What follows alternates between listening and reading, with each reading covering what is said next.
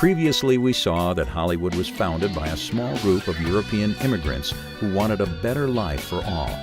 These movie moguls numbered only about 20, but they founded 5 major studios and 4 mini-major studios between 1912 and 1935.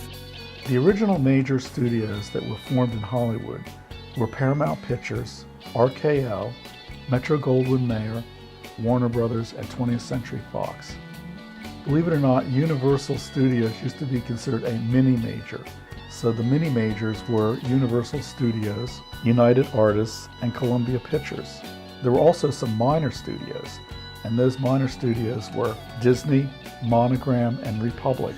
With the formation of these studios, Hollywood grew and prospered beyond imagination. Back east, Edison produced a series of short, mediocre films. The Great Train Robbery in 1903 was possibly the only exception.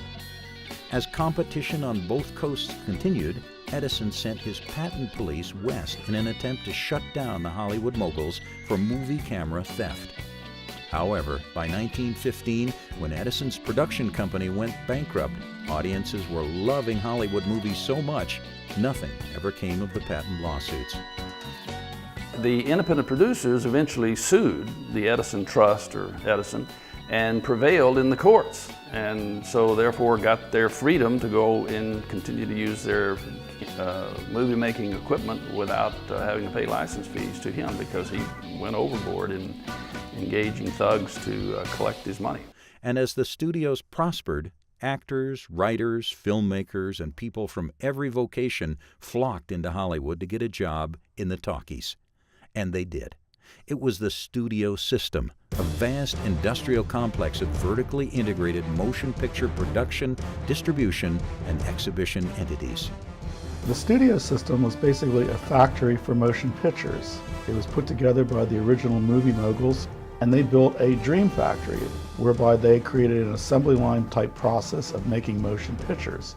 Hundreds of them a year, each studio, and the appetite across the country was insatiable. As glamorous as the film business may seem to many people, the studio system is a business, and these studios are run with precision, and they're power-based, not unlike Wall Street or any other they are corporations. So the studio system, for instance, when I was placed under contract at 20th Century Fox, I was a member of a family, a proud member, and they did go to extreme lengths to keep us happy. The studio system ensured that all the actors, writers, directors, producers were pretty much employed from picture to picture, so they were able to focus on their art rather than on money in the ad hoc system like we have today. By the mid-1930s, the studio system had spawned over 17,000 movie theaters across the nation, and 60 million of the nation's 130 million people went to the movies every week. It was the golden age of Hollywood. Yes, even millionaires like Joseph Kennedy and Howard Hughes caught the movie bug. Everyone wanted to produce movies and tell their unique stories. And many great stories were told. The 1930s alone produced All Quiet on the Western Front, King Kong, Mutiny on the Bounty, Modern Times, Snow White, The Wizard of Oz, and Gone with the Wind. To me, a director is only as good as the story he has, and only as good as the talent he has in front of the cameras. Where shall I go? What shall I do? Frankly, my dear, I don't give a damn.